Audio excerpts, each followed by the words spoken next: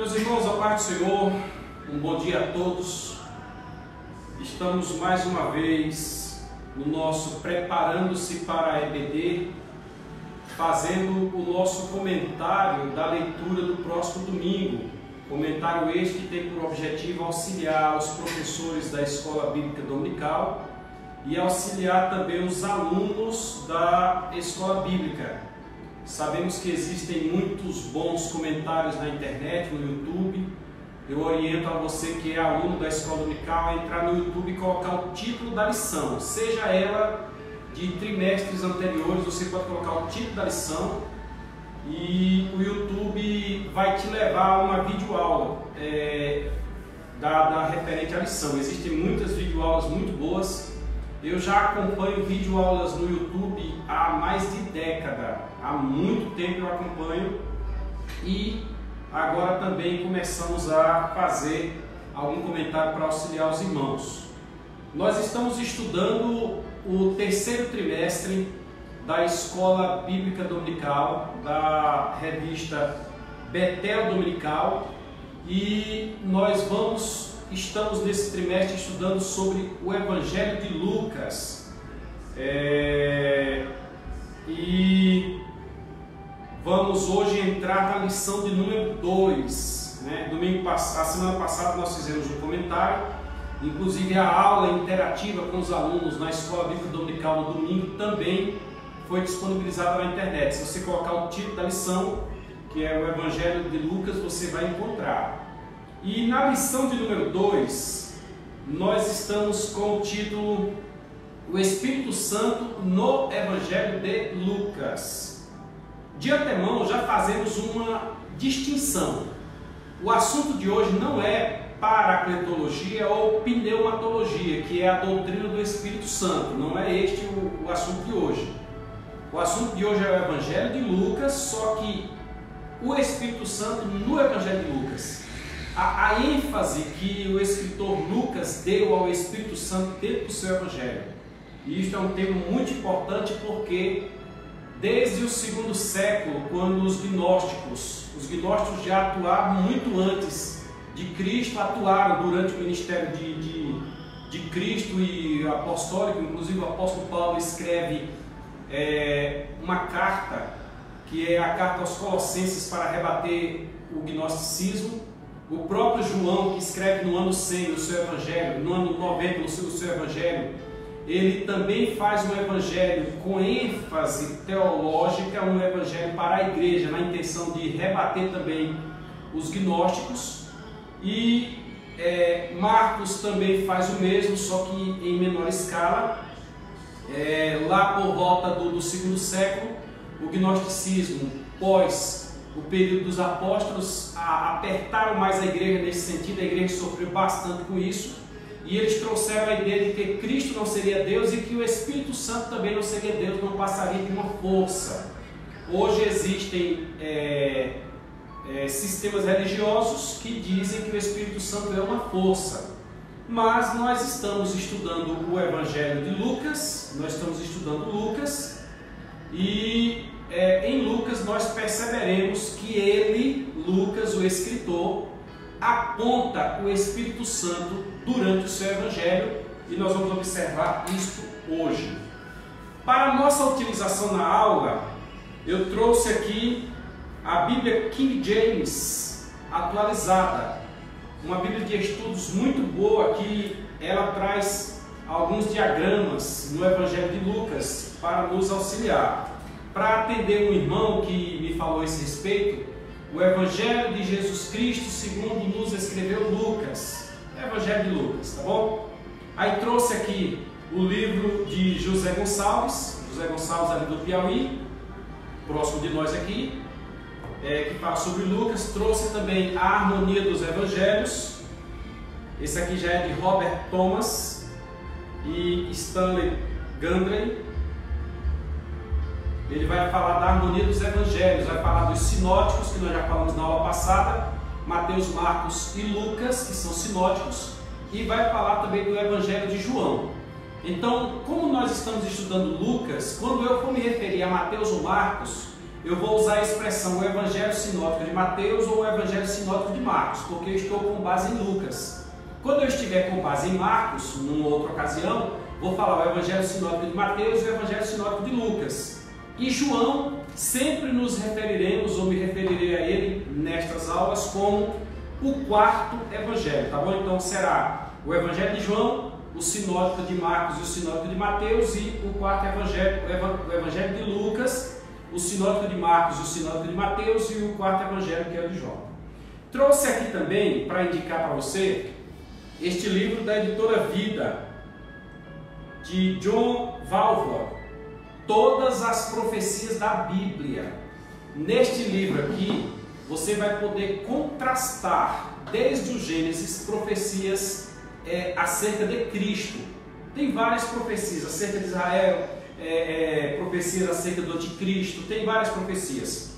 Mas, como nós estamos estudando Lucas, e Lucas dará uma ênfase na aula de hoje muito grande ao Espírito Santo na vida de Cristo, você verá aqui profecias de Isaías, né? Profecias que se cumpriram em Cristo nos seus dias, e Lucas deixa isso claro no seu Evangelho. Então eu indico para você este livro. Indico também da editora Central Gospel, este aqui, ó, Enciclopédia da Vida de Jesus.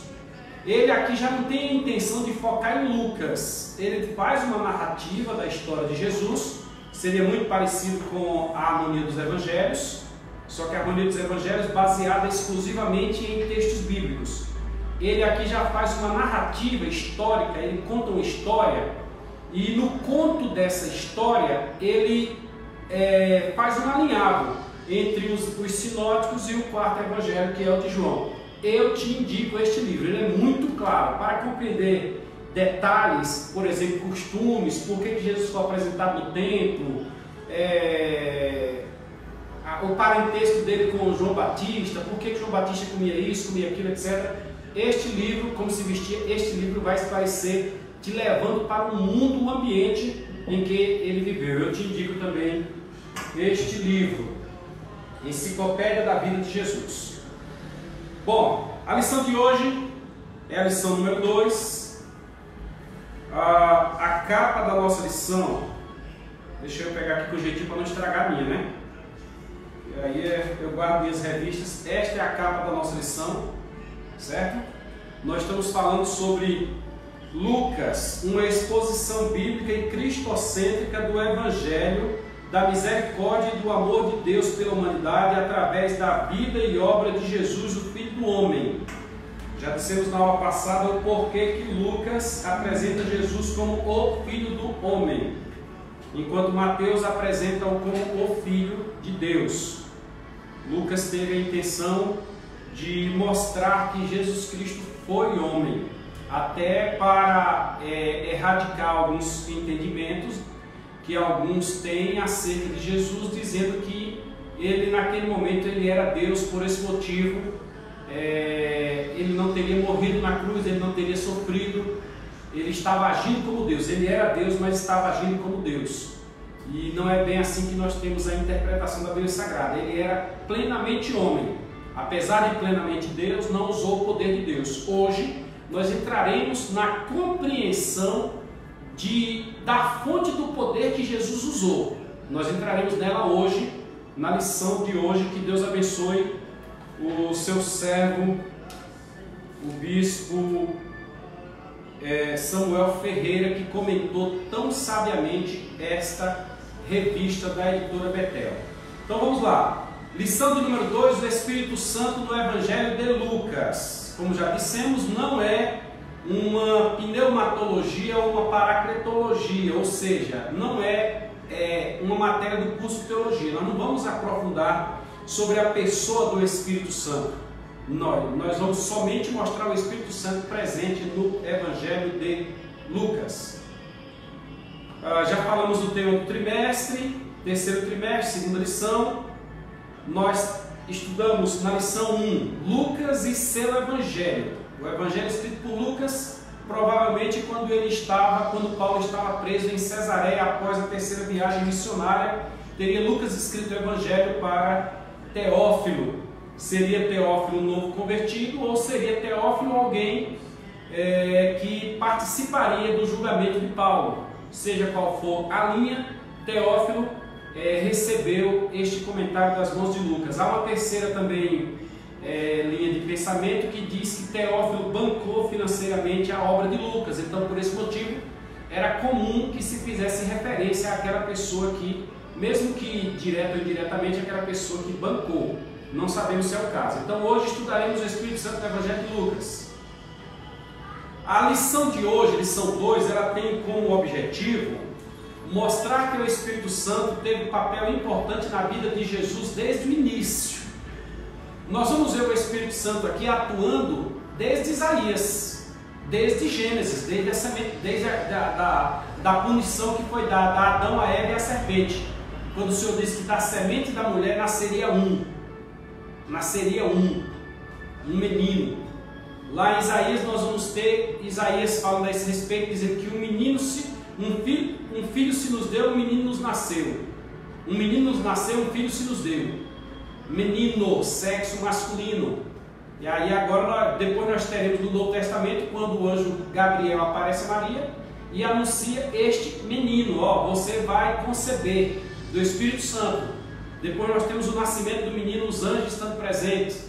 Depois nós temos o anjo aparecendo a José, e aí por diante. O Espírito Santo está presente na vida de Jesus durante todo o Evangelho de Lucas. Nós temos o episódio de Maria indo visitar Isabel, e ao encontrar-se, a criança no ventre de Isabel se movimenta, e a própria Isabel se torna cheia do Espírito Santo e fala profecias a Maria.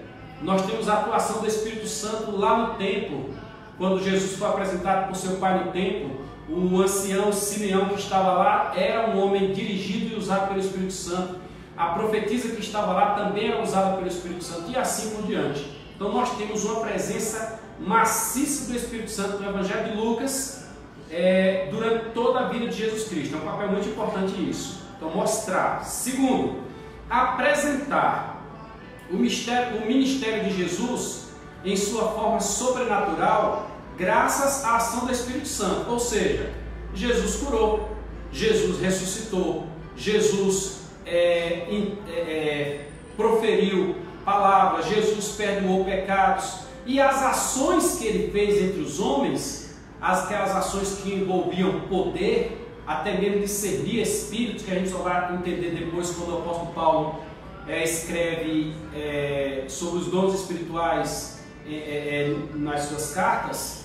Nós vemos Jesus atuando por um poder. E de quem era esse poder? Era seu próprio ou era de outro? Aí nós vamos aprender que era o poder do Espírito Santo. Ele foi coberto pelo Espírito Santo. Vamos apresentar isso aí. E relembrar que a obra redentora contou com a ajuda do Espírito Santo. Ora, por mais que o Senhor Jesus tenha morrido na cruz do Calvário, a Bíblia registra que é o Espírito Santo que convence do pecado, da justiça e do juízo.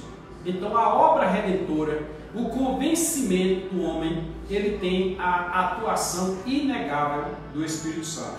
Essa aula será muito boa e você aprenderá bastante. Inclusive, gostaria muito que um determinado amigo, que eu não vou citar o nome, assistisse essa aula, porque ele, apesar de evangélico, apesar de um grande conhecedor da Bíblia, diz que não compreende essa questão de ser batizado com o Espírito Santo. Aí eu perguntei para ele: você é batizado com o Espírito Santo? Ele disse: não. Eu digo: é por isso que você não compreende. É o mesmo que eu chupar uma fruta e te dizer: olha, você viu como é que ela está gostosa? Então, não compreende porque não é batizado. E aqui está o detalhe: o Espírito Santo atua na nossa vida. Precisa-se buscar o Espírito Santo, e Jesus orientou isto aqui na Bíblia Sagrada. Nós vamos passar por textos aqui onde Jesus deixa bem claro: vão para Jerusalém e fiquem lá até que do alto sejam revestidos de poder. E depois os anjos cobram: o que vocês estão fazendo aqui? Vão para Jerusalém. Não já foi orientado? Fazer uma paráfrase do que os anjos disseram, porque eles não disseram todas essas palavras, né?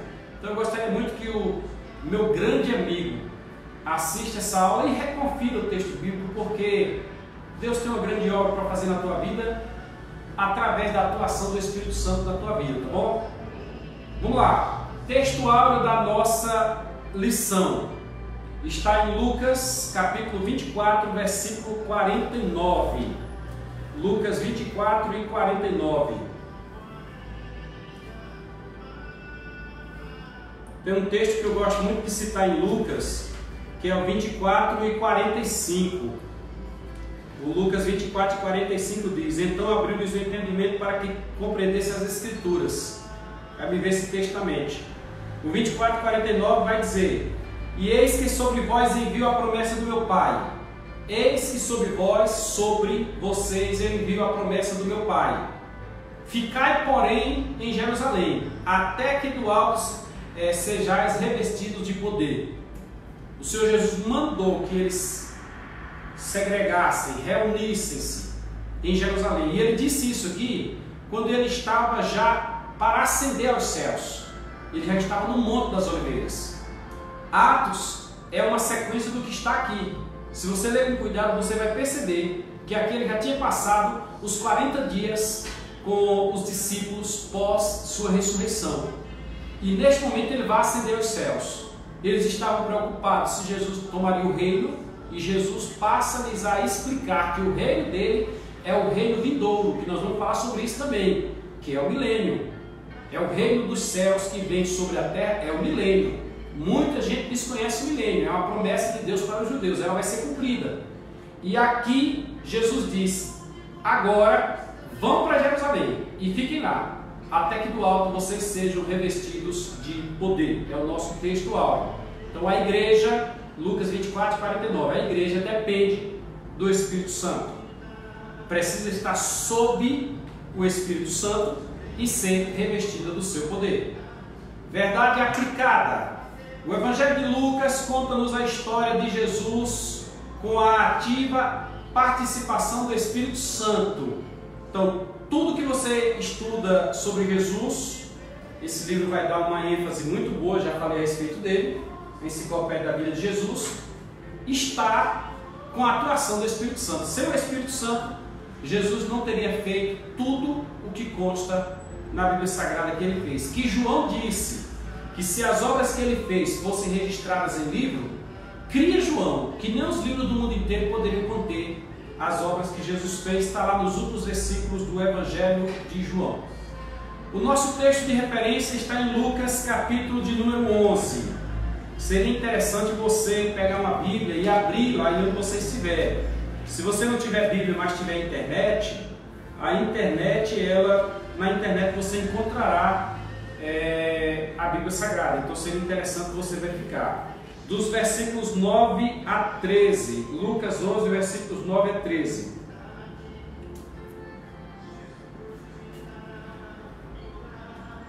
E eu vos digo a vós: pedi e dar-se-vos-á, batei e achareis, buscai e achareis, batei e abrir-se-vos-á. Porque qualquer que pede, recebe, e quem busca, acha, e quem bate, abrir-se-lhe-á.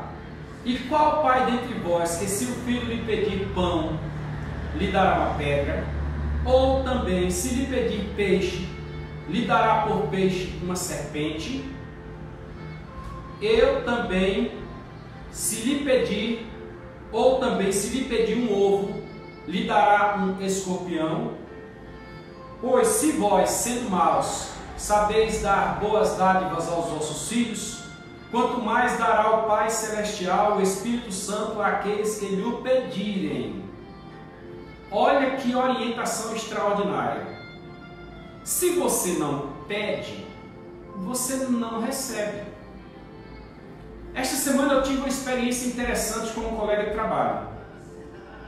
Um colega de trabalho mostrou para mim que é possível eu transmitir uma imagem direta do meu smartphone para a tela da TV, a TV Smart.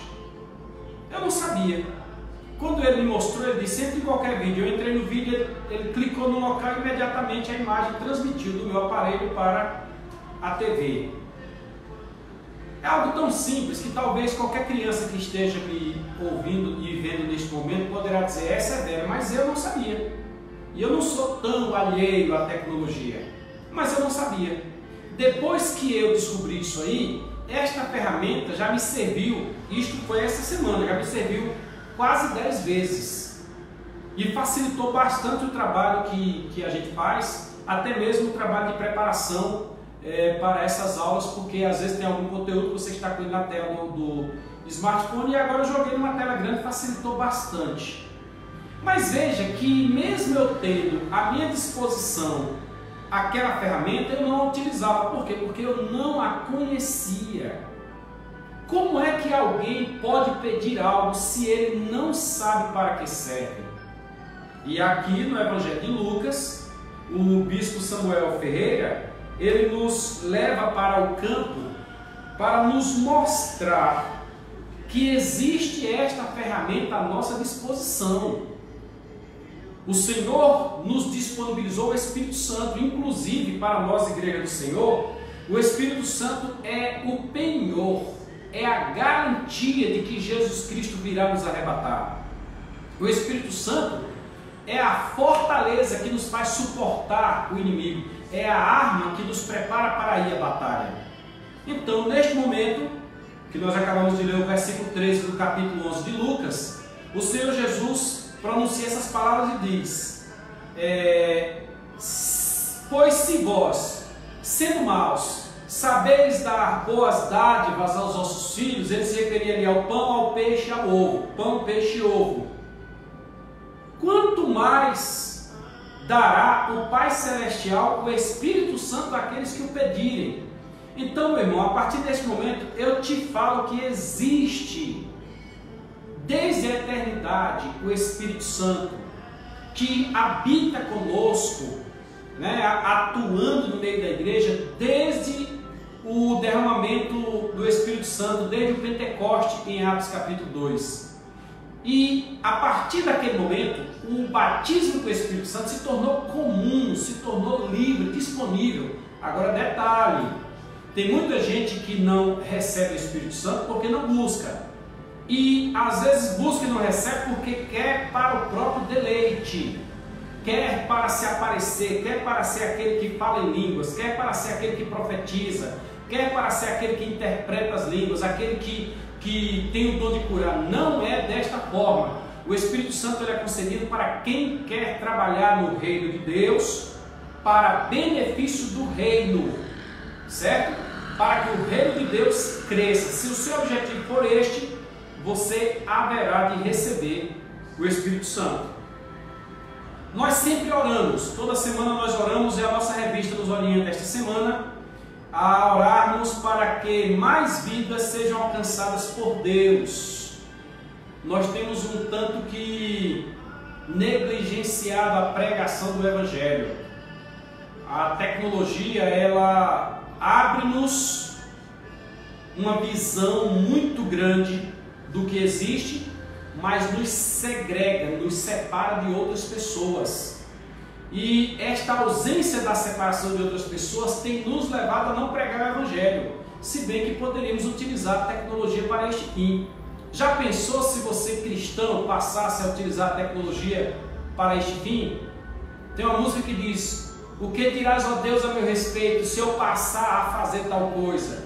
O que dirás, ó Deus, a meu respeito, se eu passar a fazer aquela ou aquela coisa? Como será que seria se você utilizasse a tecnologia para evangelizar? Então nós estamos orando para que mais pessoas sejam alcançadas por Deus. Vamos à introdução do nosso assunto. Introdução. Nesta lição veremos o destaque dado à pessoa do Espírito Santo por Lucas. Mateus dá destaque, mas Lucas dá mais. Lucas dá um destaque maior do que Mateus. Lucas apresenta mais referências do que Mateus. Lucas apresenta referências que Mateus não apresenta. Então Lucas dá um destaque maior ao Espírito Santo do que Mateus. Nós vamos então estudar sobre 3 pontos. O primeiro ponto diz o nascimento e infância de Jesus. Vamos falar sobre isso. Segundo ponto, o ministério profético de Jesus. Então vamos falar da sua nascimento e infância, vamos falar do seu ministério. E o terceiro ponto, Jesus e o Espírito Santo. Então durante a vida inteira de Jesus, a presença do Espírito Santo com ele. Vamos lá. Introdução do primeiro ponto. O agir do Espírito Santo na pessoa de Jesus foi profeticamente registrado no Antigo Testamento. O Senhor falou lá que da semente da mulher nasceria um.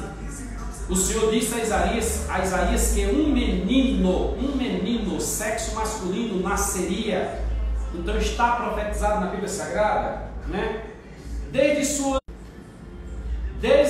concepção na jovem Maria até sua morte e ressurreição, o Espírito Santo está presente. Então isto para nós é muito importante, porque enquanto nós cremos que existe Deus Pai, Deus Filho e Deus Espírito Santo, ou seja, os três formam a Trindade, muitos desconhecem isso e chegam a dizer que só existe Deus, que Jesus não passa de um profeta e que o Espírito Santo não passa de uma força ativa. E nós então temos assim como mostrar biblicamente na visão de Lucas que o Espírito Santo está presente. Vamos à frente, presente desde o nascimento de Jesus. Nascimento, concepção, nascimento, morte, ressurreição, o Espírito Santo está presente. Item 1.1, sua concepção sobrenatural. O anjo Gabriel avisou a Maria: conceberás do Espírito Santo, mas ela não seria mãe, ela seria mãe daquele que herdaria o trono de Davi, seu pai, e que reinaria eternamente sobre a casa de Jacó. Este ponto aqui cabe uma observação que está lá no capítulo 3 de Lucas, como já dissemos na aula passada. Mateus tem o cuidado de mostrar Jesus descendente de Davi pela linhagem de Salomão. Aí vai lá, Davi, Salomão, segue toda a linhagem, chega até José, que não é o pai biológico de Jesus, mas é tido como o pai de Jesus para a cultura judaica e a genealogia judaica. E na sequência chega Jesus. Então Davi, Salomão, José, Jesus. Isso no capítulo 1 de Mateus. No capítulo 3 de Lucas, a linha inverte. Em vez de partir de Davi até Jesus, ele parte de Jesus até Davi.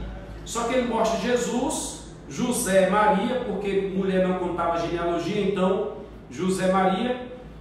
Aí vai Natã, que é filho de Salomão, e Salomão, que é filho de Davi, e Davi. Então Jesus naqueles dias era o rei dos judeus pela linhagem de Davi, tanto por pai quanto por mãe. Jesus era da linhagem de Davi, caso José tivesse sido o seu genitor biológico, mas por parte de mãe, Jesus seria. Neste contexto, há a profecia que ela concederia, não de José, mas do Espírito Santo, e ele reinaria sobre a casa, ele sentaria no trono de Davi e reinaria sobre a casa de Jacó.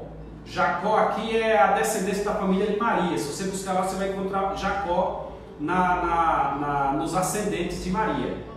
É interessante que quando Jesus começa o seu ministério, ele já parte no Sermão do Monte para a oração, para o Pai Nosso.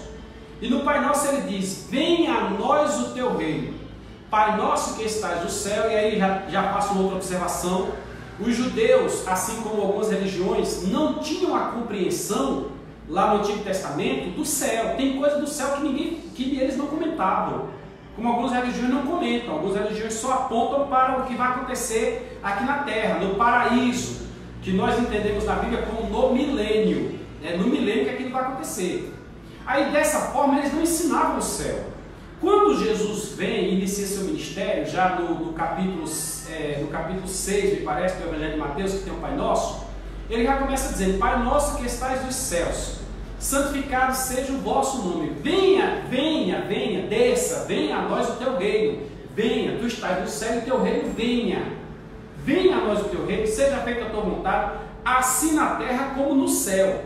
Veja que ele faz distinção mais uma vez. O pão nosso de cada dia nos dá hoje, perdoa as nossas dívidas, assim como nós perdoamos aos nossos devedores. Não nos deixe cair em tentação, mas livre-nos do mal, porque teu é o reino, o poder, a honra e a glória para todo sempre. Teu é o reino.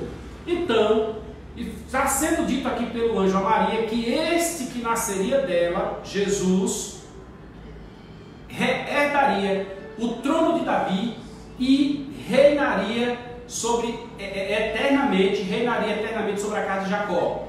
Nós temos na Bíblia Sagrada um período chamado de milênio. Quem estuda as dispensações e conhece as dispensações compreende o milênio. Inocência, consciência, governo humano, patriarcal, lei, graça e milenial. E nessa dispensação do milênio, Jesus haverá de reinar fisicamente sentado no trono de Davi, sobre não só a casa de Jacó, não só Israel, mas sobre todo o mundo. Jesus vai reinar sobre todo o mundo. É aquela conhecida passagem do final da grande tribulação, quando a igreja está nas bodas do Cordeiro, e a igreja agora volta com Cristo, porque a Bíblia registra, e os seus santos com ele, volta com Cristo na batalha do Armagedon, vence o anticristo, o falso profeta, lança-os no lago de fogo e enxofre, e lança junto também as nações que se rebelaram contra Israel naquele momento, que são chamados de bodes, lança-os no lago de fogo e enxofre. Aí durante 75 dias ele estabelece o seu milênio, já prende logo Satanás, né? Já prende Satanás 75 dias, está lá em Daniel 12, esses 75 dias, e ele implanta então o seu reino milenar na terra. E ao implantar o reino milenar num período de 1000 anos, ele agora vai reinar cumprindo esta passagem que o anjo disse a Maria. Então, primeiro, concepção sobrenatural. O anjo disse que ela conceberia sobrenaturalmente do Espírito Santo. Maria disse: eu não conheço o homem. Aí o anjo disse: a virtude do Espírito Santo virá sobre ti e conceberás. Bênção isto, viu? Nosso Jesus não, como disse Davi, em pecado me concebeu minha mãe. Jesus não foi concebido em pecado. Ainda no item 1.1, a concepção sobrenatural de Jesus, nós temos: Maria tratou logo de perguntar ao anjo como seria isso, e ele respondeu: descerá sobre ti o Espírito Santo, e a virtude do Altíssimo te cobrirá. Capítulo 1 de Lucas, capítulo 1 de Lucas, versículo 35. Vamos para o item 2, o nascimento de Jesus. Entre a concepção e o nascimento, tem aquela questão de Isabel, que eu já falei para vocês. O Espírito Santo atuou também na vida de Zacarias, e atuou no próprio João Batista no ventre de Isabel, e isso aí nós temos que registrar, né? O item 2, seu nascimento.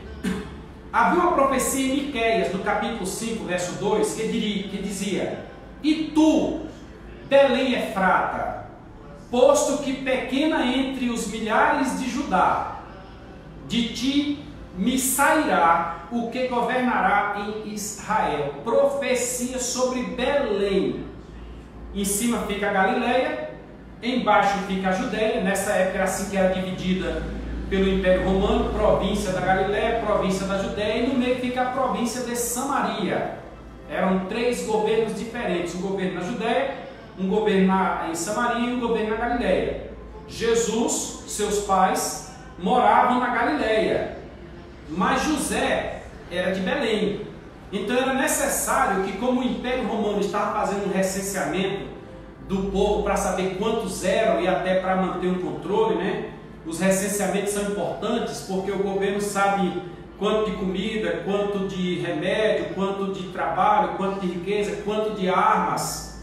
O povo está crescendo demais. Lá no Egito aconteceu do povo crescer e Faraó perdeu o controle. Então os governantes eles ficavam atentos com isso. O Império Romano, mais ainda porque já estava calejado pela própria história que tem esses registros. Então fez o censo.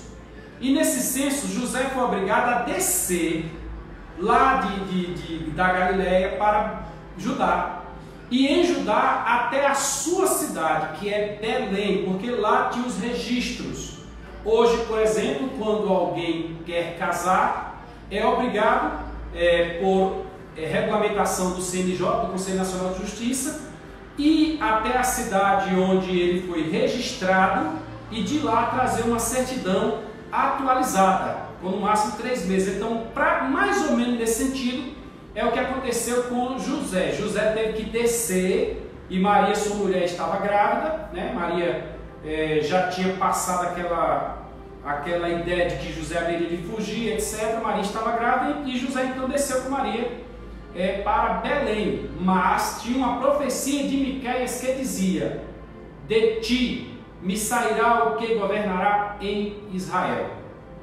Nessa passagem percebemos o Espírito de Deus intervindo e conduzindo a história.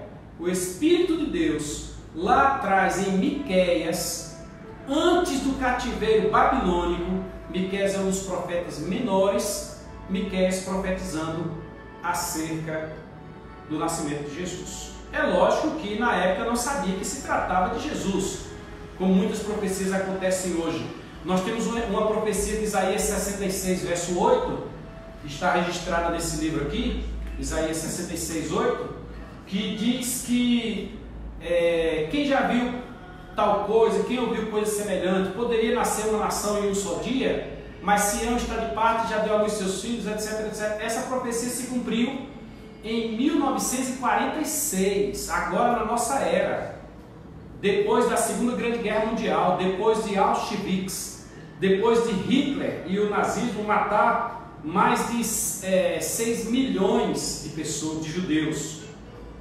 Esta profecia se cumpriu porque Israel foi declarada pela ONU com franca participação do Brasil, enviado inclusive por Getúlio Vargas, o gaúcho Getúlio Vargas, enviou Oswaldo Aranha para a ONU. Oswaldo Aranha presidia a ONU e num dia Israel não passava de uma nação, não passava de um povo sem nação, porque para ter nação tem que ter povo, território, costume, etc. Um povo que perdeu a sua força política desde Nabucodonosor. No ano 70, então, quando Jerusalém foi invadida, o templo foi destruído, os muros da cidade também, os muros em volta do templo também, desde então que Israel não teve mais força política nenhuma. Mas em 1946, a ONU reconheceu Israel como nação independente. E aquela que num dia não era nada, no outro dia era nação, tinha exército, estava tudo pronto. Então, esta profecia se cumpriu, mas a gente só vê que ela se cumpriu quando ela acontece. Do mesmo jeito nos dias de Miqueias. Não fazia-se noção de quem seria, mas quando ele nasceu e foi analisada toda a história posterior, percebe-se que a história é o cumprimento do que está escrito em Miqueias. Continuando sobre seu nascimento. Dessa maneira, José vai ao lugar de origem, Belém, com a gestante Maria, e lá ela tem um bebê, Jesus. Como tinha muita gente na cidade, não encontraram lugar na estalagem. As estalagens estavam cheias, os hotéis estavam cheios, e os judeus são hospitaleiros, porque uma das coisas que faz parte da cultura deles é a hospitalidade. A própria igreja mesmo foi orientada a seguir a hospitalidade. Foi dito que alguns, sem saber, hospedaram até anjos. Eu tenho algumas experiências na minha família, com minha mãe, e outros casos mais que ocorreram, que a hospitalidade marcou a nossa vida. Então eles tinham esse costume, mas naquele dia não tinha condição.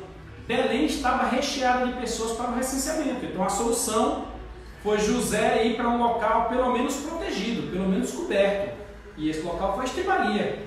E quando José desce para a estribaria, lá durante a noite, Maria tem o bebê. Maria ganha a Jesus.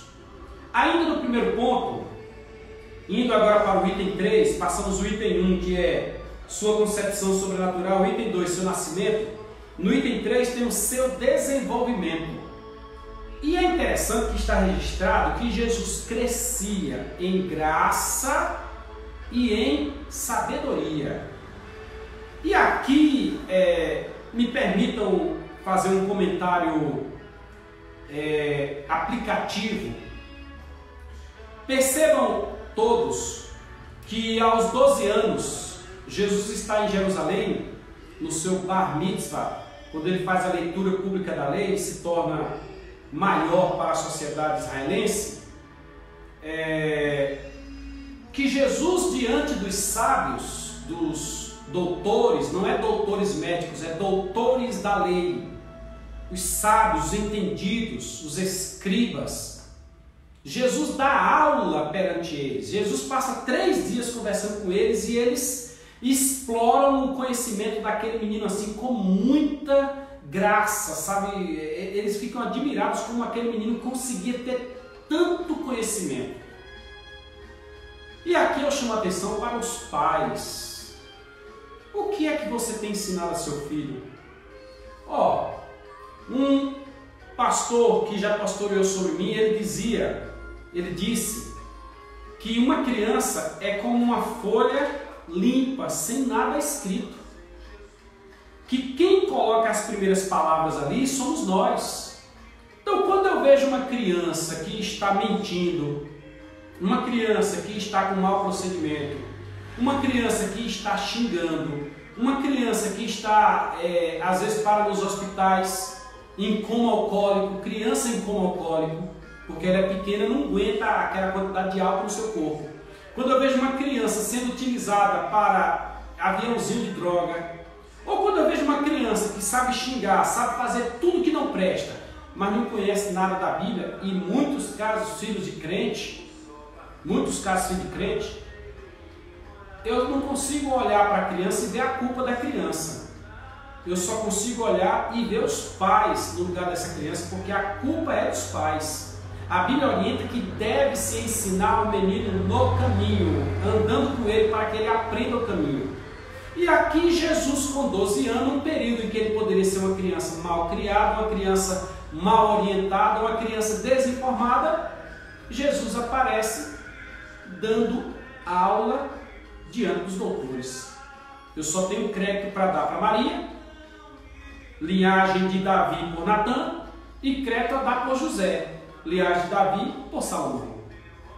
Jesus cresceu em uma família piedosa, lugar onde os filhos desde cedo eram orientados a temerem a Deus. Lucas capítulo 2, nos versos 39 a 52, nos tem algo. Vamos ver o que diz Lucas 2, 39 a 52. Lucas 2, 39. Depois de terem cumprido tudo que era requerido pela lei, porque José apresentou Jesus no templo, realizou o resgate sobre Jesus, que ele era o primogênito. Maria também apresentou a oferta pela sua imundícia, lembrando aqui que eles estão vivendo sobre a égide da lei. Tem cristão que faz uma confusão quando lê nos dias de Jesus, quer aplicar o mesmo contexto da igreja atual. Meu irmão, a igreja atual passou a viver esse contexto nestes dias, hoje. Ela só veio ser Novo Testamento depois do derramamento do Espírito Santo. A atuação de João Batista é a atuação do Antigo Testamento. João Batista não está no Novo Testamento, nos Evangelhos, mas João Batista é o único profeta do Antigo Testamento. Perceba isto. A igreja só passou a ter alguma liberdade depois do primeiro concílio em Jerusalém, que está no capítulo 16 de Atos. E sabe quando foi que isso aconteceu? Lá por volta do ano, Paulo começou com 64, por volta do ano 60. Lá por volta do ano 60 é que teve o primeiro concílio em Jerusalém e foi tirado da igreja algumas cargas que queriam impor.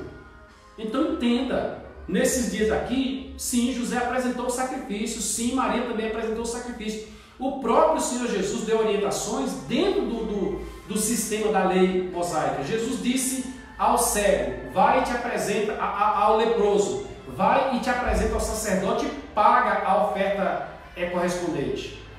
Então, depois de ter feito tudo quanto era requerido pela lei do Senhor, retornaram para a sua própria cidade, Nazaré, na Galileia. E o menino crescia e se fortalecia, tornando-se pleno em sabedoria e em graça de Deus, e a graça de Deus permanecia sobre ele. e ele vai contar a história de Jesus no templo, que nós já falamos a respeito. Então, como eu disse, quando eu vejo uma criança que não sabe nada de Bíblia, eu fico preocupado. Outro dia, minha esposa, atuando junto com as crianças da igreja, ela conseguiu detectar, estudante de psicologia, conseguiu detectar numa criança uma baixa autoestima acentuada, numa criança que não era para ter essa preocupação. O menino dizendo, eu sou burro, eu não consigo. Os pais devem trabalhar na autoestima dos filhos. São os pais quem devem ensiná-los a orar, devem ensiná-los a agradecer pelo alimento, devem ensiná-los a respeitar as autoridades, devem ensinar a diferença entre o que é seu e o que é de outrem. E temos visto atualmente pessoas que não sabem distinguir. A gente chama no direito de confusão patrimonial, não sabe o que é dele e o que é do outro. Pessoas que se apropriam indevidamente dos bens de outro, né? Pega dinheiro, pega bens, etc. São coisas horríveis. Então, se estes adultos tivessem aprendido quando criança com seus pais, provavelmente na vida adulta não estariam fazendo. Então, você, pai, deve ensinar o seu filho para que quando ele se torne adulto, ele seja um cidadão. Eu conheço garotos, o órgão em que eu trabalho, ele tem um projeto onde um dos profissionais atua nas classes baixas da sociedade, nas periferias. E lá onde o agente presta o serviço, tem garotos que, mesmo vivendo naquele contexto, ele não está no contexto, ele só vive lá. O agente me falou de um garoto que disse, olha, eu quero vencer. Eu gosto de vestir esse uniforme e de andar na rua para que os outros saibam que eu não vou viver a vida que eles vivem. Entra este ensinamento aqui para nós aprendermos com Maria e com José. Naquela época, quem dava os primeiros conceitos morais aos filhos eram as mães. As mães davam os primeiros conceitos morais. E os pais, naquela época, levavam os filhos a compreender as escrituras, a aprender uma profissão. Faz parte da cultura judaica. Toda criança aprende pelo menos 2 profissões. Nós vivemos sociedades em que os filhos são desempregados não por opção, vagabundo mesmo, não tem profissão nenhuma. Nós precisamos melhorar isso. E é interessante que a sociedade de hoje, daqui a 20 anos, ela poderá estar melhor ou poderá estar pior. Oxalá que Deus nos dê sabedoria para que a nossa sociedade esteja melhor. Eu precisava fazer esta aplicação, tá bom? Jesus e seu desenvolvimento. Continuando. Lucas traz-nos um fato curioso. Por ocasião da Páscoa, Jesus tinha 12 anos, seus familiares viajaram para Jerusalém e lá ele permaneceu conversando com os doutores da lei. Já comentamos sobre isso. Agora imagine uma criança de 12 anos, enquanto a família dele estava lá no templo, enquanto a família retornava para Jerusalém.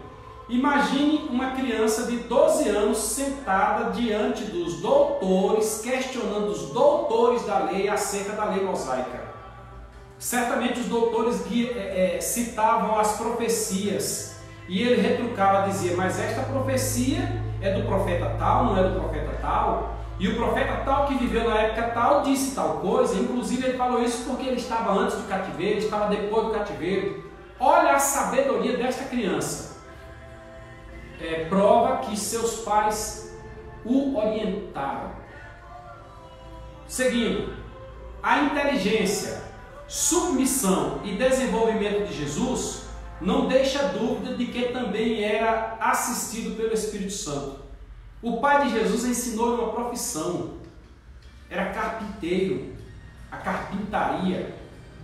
Mas a forma como Jesus atuou, o seu foco, a sua dedicação, o seu respeito, a sua consciência, porque Maria vai falar com Jesus e José, filho, aí Jesus diz, vocês não sabiam que me convém cuidar das coisas de meu pai? Isto é importante, irmãos. Nós às vezes não temos compreensão para nós mesmos. Como é que nós vamos passar a nossa compreensão para as nossas crianças, meus irmãos? Recentemente coloquei experiência que eu extraí de um livro na rede social e gerou muito comentário, pessoas se identificando com a experiência, onde ela conversa com alguém que tinha vontade de fazer uma faculdade, aí a pessoa passou no vestibular e iria para a faculdade, aí conversa com um amigo e o amigo diz, tá, e depois da faculdade? E agora, o que você vai fazer? Ele diz, vou estudar muito e vou formar. E depois de formar, eu vou ganhar dinheiro, vou me tornar um médico cirurgião e vou ganhar dinheiro. E depois, com o dinheiro que eu ganhar, eu vou ter uma vida tranquila. E depois, eu vou envelhecer tranquilo. E depois? Aí a pessoa ficou sem respostas. Porque a nossa vida aqui é passageira. A Bíblia diz que o que passa de 70 anos é enfado e canseiro. E é verdade. Quem tiver sua mocidade, aproveita a mocidade para servir a Jesus. Salomão, quando está no final da sua vida, no livro do Eclesiastes, ele deixa bem claro: busca o Senhor enquanto se pode achar, invoca-o enquanto está perto, porque haverá dias em que não vai poder fazer mais isso. Aí ele conclui: todavia, de tudo que se tem ouvido, vinha temer a Deus e guardar seus mandamentos, que é o dever de todo homem. Se nós haveremos de receber uma recompensa do Senhor quando chegarmos diante dele na eternidade, precisaremos trabalhar aqui para receber lá. Então é necessário que você trabalhe para o Senhor aqui todos os dias, ou você não vai ser recompensado lá. Tem muita gente que quer receber a recompensa de Deus, mas não trabalha para Ele, não serve, nem canta um louvor na sua presença, não testemunha. Então nós precisamos aprender isso, nós precisamos passar para os nossos filhos ideias do céu, buscar para nós e passar para os nossos filhos. José e Maria foram um exemplo disso, que ensinaram a Jesus, e Jesus agiu sempre guiado pelo Espírito Santo. Vamos ao ponto 2, né? O ponto 2, ele fala sobre o ministério profético de Jesus. Jesus teve um tríplice ministério: rei, profeta e sacerdote. E aqui nós vamos falar sobre o ministério profético. Constataremos o agir do Espírito Santo na vida de Jesus em 3 pontos principais. Lá no batismo, o Espírito Santo estava presente. Inclusive, João registra, Lucas registra isso, que João Batista, não o João Evangelista, o João Batista, perguntaram a ele com que autoridade, por que ele evangelizava, por que ele batizava as pessoas, etc. Aí ele diz: olha, aquele que me mandou batizar, disse que aquele que virá após mim, que é maior do que eu não sou digno de desatar suas alparcas, ele vos batizará também com o Espírito Santo e com fogo. E como é que vai saber quem é ele? Ele me disse que aquele que eu vir, e que sobre ele, eu vir se aproximando, e que sobre ele tiver o Espírito Santo, ou uma forma corpórea, né, parecida com o Espírito Santo, é este o batizador, é este o batismo do Espírito Santo. Aí está registrado que João Batista batizava, e de repente, João certamente estava no local mais baixo, porque a água é o local mais baixo, no meio da multidão, aparece um, e João olha, vê sobre ele a forma corpórea, e João diz: eis o Cordeiro de Deus que tira o pecado do mundo. Então, a atuação do Espírito Santo, para a atuação do Espírito Santo no ministério de Jesus, nós temos no ministério profético de Jesus, nós temos a comprovação de que o Espírito Santo estava no seu batismo. Algo veio sobre ele. Outra, na sua autoridade sobrenatural. Jesus tinha uma autoridade que é indizível, ele não titubeava, ele não tinha dúvida sobre as enfermidades, ele não tinha dúvida sobre a vida, a morte e a ressurreição, tanto que ele mesmo ordenou que homens voltassem da morte para a vida. Nós temos o filho da viúva de Naim, nós temos Lázaro, ele mostrou que tinha poder. Nós temos a Tabita, poder sobre a morte, e nos seus ensinos. Falar de poder, nós poderíamos falar aqui até mesmo quando Jesus entrou em Gadara, que os próprios demônios o reconheceram como Filho de Deus, mas nós não estamos tratando aqui de teologia própria, de cristologia, nós estamos tratando da atuação do Espírito Santo. Então, sua autoridade, né? e os seus ensinos. Os grandes, os entendidos, paravam entre si e questionavam: de onde lhe veio tanta autoridade? Porque ele falava e vivia o que falava. Então, essas três coisas fundamentam a atuação do Espírito Santo no ministério de Jesus. Vamos então para o item 2.1 para nós explorarmos o batismo em águas. Jesus, ao ser batizado por João Batista, permaneceu em oração. O céu se abriu e veio sobre ele o Espírito Santo em forma corpórea de uma pomba, já falamos sobre isso. E Deus então brada do céu: este é o meu filho amado, em quem me comprazo. Imagine a cena. Todos os que estão ali para testemunho ouvirem do céu esta voz e reconhecerem que Jesus é o Filho de Deus. Item 2.2. O ministério de milagres. No ministério de Jesus ele operou milagres. Moisés e Isaías profetizam acerca do ministério de Jesus. Moisés, que fazia milagres, diz que Deus enviaria um profeta que seria semelhante a ele. E Isaías vai dizer que o Espírito do Senhor Jeová viria sobre ele. O próprio Jesus, depois de ser batizado, que entrou na sinagoga e pediu para fazer a leitura da lei, ele leu no rolo do profeta Isaías. E ele leu justamente a parte que diz: o Espírito do Senhor Jeová está sobre mim, pelo que? Aí ele vai orientando, tal, vai explicando cada ponto. Aí quando Jesus devolve o rolo, Jesus diz: hoje se cumpre esta profecia. Olha que segurança! Então, os milagres que Jesus realizou não foram milagres próprios, do poder próprio, como quer compreender os gnósticos. Os gnósticos dizem que ele era meio Deus e meio homem, tipo um Hércules. Tinha a força de Deus, às vezes sofria como homem, tinha paixão humana, aquela coisa toda. Desta forma, Jesus, nós não teríamos condição de suportar as aflições da vida como ele suportou, porque ele seria um semideus. Mas Paulo escreve, provavelmente como Paulo escreveu aos Gálatas, capítulo 1, no momento em que ele esteve lá em Gálatas, com Jesus no deserto da Arábia, certamente Jesus esclareceu isso para ele. Ele era homem, é a teoria do esvaziamento ou da autoaniquilação. Sendo Deus, não teve por usurpação ser igual a Deus, mas desceu as formas de homem, como homem servo, e humilhou-se a si mesmo.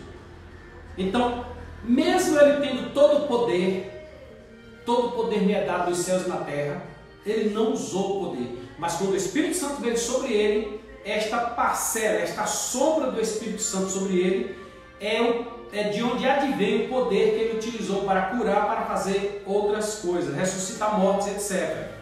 Andar sobre as águas. E ele disse algo muito interessante: as obras que eu fiz, lógico, entenda-se, leia sobre o poder do Espírito Santo, vós podereis fazer maiores. Eu não estou citando o texto exato, é uma parábola, então nós podemos fazer o que Jesus fez maior ainda. Por quê? É uma concessão do Espírito Santo. Nós não estamos utilizando, nós não somos deuses, como alguns querem dizer, para usar o poder de Deus, não, mas o Espírito Santo nos capacita, nos dá poder e nós o utilizamos. Este profeta seria ungido de tal maneira pelo Espírito Santo que teria um ministério de milagres. Então Jesus foi tido entre os judeus como profeta. Inclusive o cego, quando perguntaram ao cego quem foi que o curou, ele disse: foi Jesus. E o que você diz acerca desse que te curou? Ele diz que é profeta.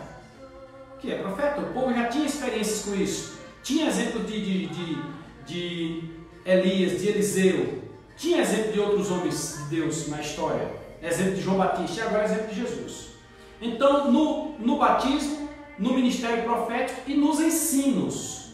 Os ensinos de Jesus são os ensinos do Espírito Santo, dados aos seus discípulos e à multidão em seu ministério profético. Qual é a questão do ensino aqui, irmãos? Além da autoridade que Jesus tinha. é que o ensino, ele corre o risco de não alcançar uma totalidade a ponto de em algum momento ele ser desdito. Deixa eu explicar. Dizem que prefiro ser uma metamorfose ambulante do que ter aquela velha opinião formada sobre tudo. Esta é uma ideia humana, porque o homem está em constante evolução, no sentido da razão. Hoje a gente tem uma noção acerca de um objeto, no sentido da razão, no sentido do conhecimento. Uma caneta, por exemplo, que antigamente descobriram a tinta e com a mão manchavam a parede. Depois perceberam que se utiliza uma madeira grossa ou fina, consegue fazer riscos grossos ou riscos finos. Depois começaram a utilizar papel, aí pegou-se uma pena e molhava no tinteiro e desenhava a letra, fazia-se umas riscas tal, e desenhava a letra toda bonitinha, as letras cursivas. Depois inventaram a caneta esferográfica, onde ela tem aqui um compartimento, e neste compartimento dela tem tinta armazenada, aqui dentro tem tinta armazenada, de forma transparente, que é para ver quando essa tinta corre.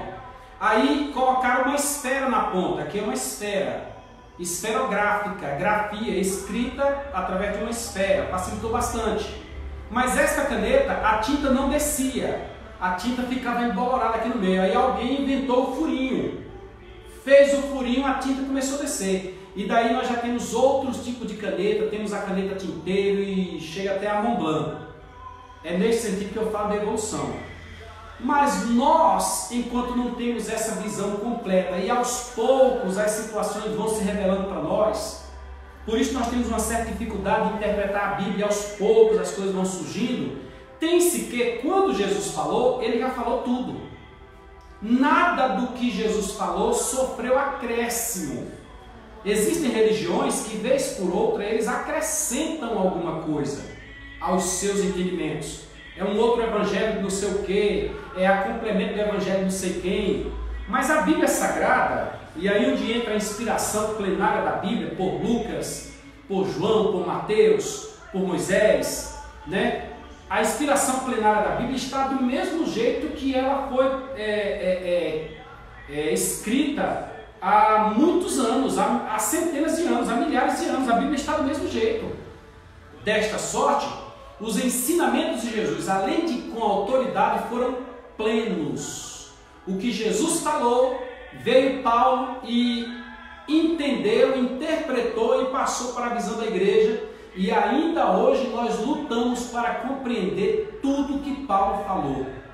Olha que coisa interessante. Então, é neste sentido que as palavras de Jesus foram guiadas pelo Espírito Santo, porque o próprio Jesus disse que o Espírito Santo vos fará lembrar.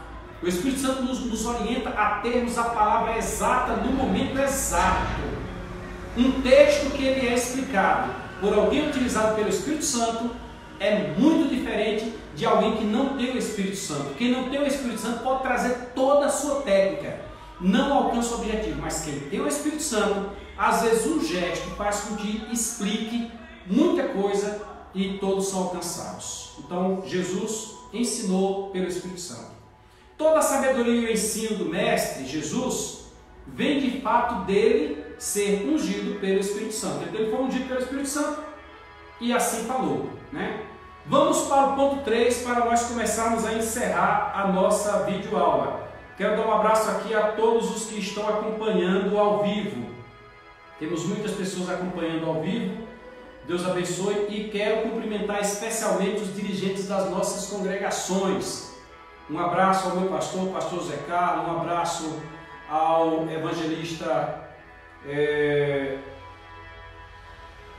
ao pastor Robson, ao pastor Leandro, ao presbítero Romário, aos irmãos que estão nas congregações. Deus abençoe a todos os irmãos, continue ouvindo e distribua para os demais irmãos, para que o evangelista geral, me perdoe meu irmão, estava esquecendo, para que o Senhor dê graça nas nossas escolas bíblicas dominicais e possamos crescer na sua presença. Muito obrigado aos participantes. Nós temos aqui irmã Luciana, Deus abençoe a irmã Luciana. Nós temos o Adriano Pereira, que é um companheiro em teologia. Adriano fez teologia conosco. Nós temos Valdiran Félix, nós temos Neide Lima. Se eu não estou enganado, essa Neide Lima fez aniversário ontem. Se for isso, Neide, meus parabéns. Edmilson Alves, Deus te abençoe. Joel Sodré, meu cantor, Deus te abençoe, Joel. Icono, parabéns, Icono. Recentemente você pregou em uma das nossas congregações e houve bons comentários a teu respeito. Parabéns. Inclusive naquele dia a gente estava escalado para ir lá, mas não deu certo, e Deus te abençoe por ter suprido essa vaga, viu?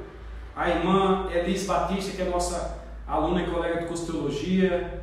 A dona Nájila, um abraço, dona Nájila, Deus te abençoe. Nelci Guerreiro, herói, tenho acompanhado, Nelci. Não sei se você está aqui na cidade ou está em Brasília, Deus te abençoe. Nós temos aí o Hugo Carvalho e outras pessoas que nos acompanham. Deus abençoe a todos vocês. Terceiro ponto da lição. Já estudamos o primeiro e o segundo. O primeiro ponto falou sobre o nascimento e a infância de Jesus. O segundo, o ministério profético de Jesus. E o terceiro, Jesus e o Espírito Santo. A relação de Jesus com o Espírito Santo. Veremos como Jesus se alegrou no Espírito e dois de seus principais ensinos apresentados por Lucas em seu Evangelho. Em dois dos seus ensinos, Jesus se alegrou muito. Vamos lá. Jesus se alegra no Espírito. Primeiro, a alegria de Jesus Cristo no Espírito Santo diz respeito ao progresso do seu ministério através de seus discípulos. Em duas ocasiões, Jesus manda os discípulos em grandes comissões. E quando eles retornaram, Jesus alegrou-se porque a obra que eles fizeram deu a entender que eles entenderam aquilo que lhes foi ensinado. Eu quero fazer aqui um outro adendo e mais uma vez eu chamo a atenção de quem está nos ouvindo. Quando esses discípulos aqui retornaram, Lucas capítulo 10, eu acho que a partir do versículo 15, verso 21, 20, 22 por ali, tem um negócio interessante. Eles retornaram e Jesus então pega relatório, que eles saíram em grande comissão, 2 a 2, andando pelas aldeias, por onde Jesus haveria de falar, anunciando o reino e tal. E Jesus então os questiona. O relatório, e aí, o que foi que aconteceu? Eles disseram, mestre, nós estamos muito felizes. Felizes por quê? Olha, enfermos são curados, etc. Até os demônios se nos submetem. E aqui, irmãos, nós percebemos que existe uma ênfase, não só de hoje, mas de muito tempo atrás, da necessidade, diria eu até, de ter uma manifestação espiritual para que a obra seja completa. Demônios se nos submetem. Existem pessoas que precisam que o barulho aconteça, precisa que uma manifestação sobrenatural aconteça, que um óleo santo esteja, um óleo ungido esteja presente, uma água santa esteja presente, água benta, né? Parece até cor do paganismo. E Jesus disse bem assim, olha, a bem da verdade eu vos enviei no meio de lobos, vos dei poder para pisar escorpiões. Ele diz, tem outra passagem da Bíblia que diz, se beber alguma coisa mortífera, está lá em Marcos, não estou enganado, no Evangelho Sinótico de Marcos, nenhum mal vos sucederá. Mas ele diz, alegrai-vos antes. Então, irmão, a alegria não é por essas coisas não. Alegrai-vos antes pelos vossos nomes está escrito nos céus. Em outra passagem vai dizer, no livro da vida. Ou numa paráfrase, se quiser compreender assim. Você deve se alegrar não pelos movimentos acontecerem, mas deve se alegrar porque o nome está escrito no livro da vida. Nós temos cultos nas igrejas que termina o culto e você diz, e aí? Não sei. Fica a dica, Jesus, desde a primeira comissão, que Jesus já cobra isso, né? Inicialmente Jesus preparou e enviou os 12, está lá Lucas 9, versículos de 1 a 6. Jesus se alegra no Espírito de novo. Dada, porém, a grandeza do desafio, ele preparou e enviou mais 70 para que pregassem, curassem e libertassem. Capítulo 10, verso 1. Ao regressarem, os 70 com alegria, com relatório positivo e testemunhando, Jesus se alegrou no Espírito. Então Jesus teve uma alegria no Espírito. Quem é que se alegra por homens irem falar do reino e voltar? Poderia se alegrar por ter ganhado dinheiro, mas não. É uma prova que a alegria de Jesus aqui é uma alegria no Espírito Santo. Esse de ter ganhado dinheiro eu recordo de... às vezes termina um culto e numas igrejas por aí pergunta, e aí, quanto é que rendeu? Chama um obreiro para ir para o campo e por aí afora, e o obreiro diz, tá, mas lá rende quanto? Isso não é a obra de Deus. A obra de Deus, ela requer milagres. Ela requer que, e aí, quantas almas tem lá para eu ganhar? E aí, tem havido batismo com o Espírito Santo? É por isso que surge alguém que diz que não conhece o Espírito Santo. O Nelson está dizendo que está assistindo a aula, está encantado com a aula, realmente, meu amigo, você... e etc, etc. Deus te abençoe, Nelson. Deus te abençoe. Tenho orado por você. Inclusive, fiquei preocupado recente com a tua situação lá em Brasília, mas sei que a tua recuperação será rápida. Deus te abençoe. Heloísa Steffes, minha amiga figurinha. Deus te abençoe, Heloísa. Vamos continuar. No item 3.2, nós temos Jesus ensina como receber o Espírito Santo. E aqui parece estranho, né? Porque existem alguns movimentos também que ensinam como receber o Espírito Santo. Mas não é da forma que Jesus ensinou. Eles têm uns movimentos, faça isso, faça aquilo e tal, e aí você vai receber. Mas Jesus disse que o segredo para receber, o segredo do êxito ministerial é ter o Espírito Santo, é agir sob o Espírito Santo, abaixo dele.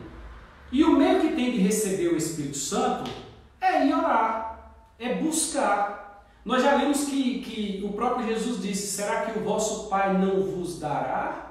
Não sabe vos dar boas dádivas? Então, ele nos orienta que na oração perseverante, capítulo 11, verso 9 do Evangelho de Lucas, nós receberemos o Espírito Santo. Quando Jesus estava, preste atenção nesse outro detalhe aqui, preste atenção nesse outro detalhe porque é muito mal interpretado também. Atos capítulo 1, versículo 9 a seguir. Depois de passar desse episódio, o episódio de Lucas, que nós já citamos aqui, que Jesus dá as últimas orientações, só isso aqui, deixa eu corrigir a hora. Só isso aqui.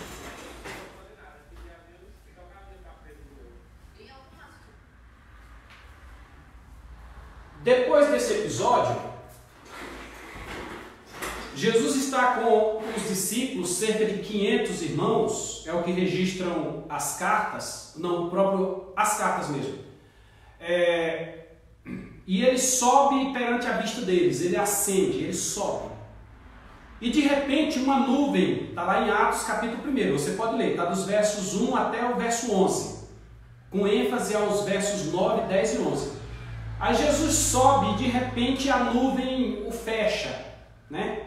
E ele desaparece e os discípulos ficam procurando ele no ar. Ele acabou de dizer que eles deveriam ir para Jerusalém porque o Pai lhes concederia o Espírito Santo. Ele está no Monte das Oliveiras. Aí aparecem dois varões, que depois é traduzido como dois homens, e dizem, varões galileus, por que estáis olhando para os céus? Os anjos ali não estão aplaudindo, os anjos estão reclamando, estão reprovando. Eles deveriam, viram Jesus subir, desçam, porque o Espírito Santo, vão para Jerusalém, porque o Espírito Santo vai descer sobre vós, que é o Atos capítulo 2, versículo 8, o derramamento do Espírito Santo. Então, Jesus deu o caminho, vão para Jerusalém e fiquem lá, até que do alto sejais revestidos de poder. Então, no item 3.2, Jesus ensina como receber o Espírito Santo. Jesus não está falando em buscar coisas, mas de buscar ardentemente o Espírito Santo até recebê-lo da parte do Pai. Não existe fórmula. Alguns dizem, 7 semanas disso, 7 semanas daquilo. Não existe isso. Deus pode fazer na hora que Ele quiser, mas o coração contrito diante dele, isto é observado. Então, Jesus ensina a buscar constante e incessantemente. No item 3.3, Jesus então envia a promessa de poder. Ele diz: eu rogarei ao Pai e Ele vos enviará um outro Consolador, o Espírito Santo, da promessa que o mundo não conhece. O mundo não conhece, nem o pode conhecer, receber o mundo, não pode receber o Espírito Santo. Ó, quem disse foi Jesus, ponto final. Só recebe o Espírito Santo quem faz parte da igreja, e mesmo dentro da igreja, só recebe o Espírito Santo quem quer trabalhar para o reino. Existe o selo do Espírito, que é aquela marca, no momento em que aceitamos Jesus, que aquele que é nascido de Deus, o inimigo não toca, é o selo do Espírito. Existe o batismo no Espírito, que é este aqui, quando buscamos incessantemente, recebemos o batismo do Espírito Santo, eu sou batizado pelo Espírito Santo. Existem os dons do Espírito, que são as ferramentas posteriores, os 9 dons espirituais. Existe o fruto do Espírito, que é aquela mudança interna em nós, é algo subjetivo, é algo moral. Aí você tem a paz, gozo, longanimidade, benignidade, bondade, fé, mansidão, temperança, certo? Isso aí fazem parte do fruto do Espírito, né? E a promessa do Espírito Santo é o batismo com o Espírito Santo, que todo cristão deve buscar. O cristão deve buscar o batismo nas águas e deve buscar o batismo com o Espírito Santo, para que se torne um exímio pregador, um exímio obreiro da obra do Senhor. A promessa de poder, item 3.3, é também chamada de virtude do Espírito Santo, e há de vir sobre vós a virtude do Espírito Santo, ou o batismo do Espírito Santo, e você vai encontrar em Lucas 24 e 49, e vai encontrar em Atos, capítulo 1, verso 5 e verso de número 8. A virtude do Espírito Santo, ou batismo do Espírito Santo, significa mergulhar no Espírito de tal forma que a pessoa se torna uma testemunha eficaz, tanto em palavras quanto em uso dos dons espirituais. Existem coisas que ocorrem no contexto cristão que só podem ocorrer pela utilização do Espírito Santo. Eu não estou falando dos barulhos. Vez por outra alguém aí entra numa live da internet e começa a fazer um barulho, não é aquilo, línguas estranhas não é daquela forma também. Tudo é dado para o que for útil. E a utilidade de uma língua estranha, disse Paulo, é quando ela é interpretada. Se a língua estranha não tiver intérprete, ela não tem utilidade. É como metal que soa, como sino que tine, não vale para nada. Certo? Agora, quando ela é interpretada, ela tem o significado de uma trombeta, de uma buzina. Se a buzina der sonido certo, quem se preparará para a batalha? Só que a buzina traz uma orientação. Quando alguém fala em línguas e não interpreta, não edifica a ninguém. Se ele estiver sendo usado pelo Espírito Santo, porque muita gente simula, né? Se ele estiver sendo usado pelo Espírito Santo, edifica a si próprio. Mas quando ele fala e interpreta, edifica a outrem. A orientação de Paulo não é minha, é de Paulo, é que se você fala em línguas, mas não tem intérprete, ore para que seja interpretado. Ou fale bem baixinho, somente entre você e Deus, para que você seja edificado, tá bom? Algumas lives por aí em que a pessoa fica, com todo respeito, não tem base bíblica. Vamos concluir então. Conclusão. O segredo do êxito do Senhor Jesus Cristo em alcançar os corações estava na sua dependência estrita ao Espírito Santo. Ele, quando saiu do sepulcro, Maria Madalena vai abraçá-lo, pegar nos seus pés e ele diz: não me toque porque ainda não fui glorificado. Ele, certa vez orando, disse: Pai, com aquela glória que eu tinha antes contigo, aquele poder. Ele não estava com aquele poder. Ele poderia muito bem, num dado momento, só quando ele disse: Ego eimi, sou eu. As pessoas caíram no chão. Imagine o poder. Ele é o Todo-Poderoso, mas ele agiu com o poder do Espírito Santo, né? O que se tornou um exemplo, dependente do Espírito Santo, se tornou um exemplo a ser seguido por nós, seus discípulos, de modo imperativo. Nós devemos buscar o Espírito Santo. Assim, nós chegamos ao final desta segunda lição, onde no Evangelho de Lucas está presente o Espírito Santo. Que Deus abençoe a tua vida, que você com esta aula busque o Espírito Santo.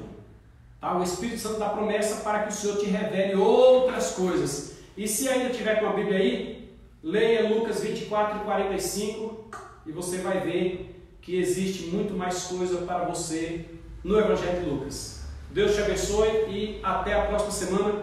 Compartilhe, tá bom? Nós vamos colocar esse vídeo no YouTube. Depois você busca lá no YouTube, dá um ok, mas compartilhe. Vamos fazer com que a Escola Dominical se torne forte. Aquele abraço, Deus abençoe.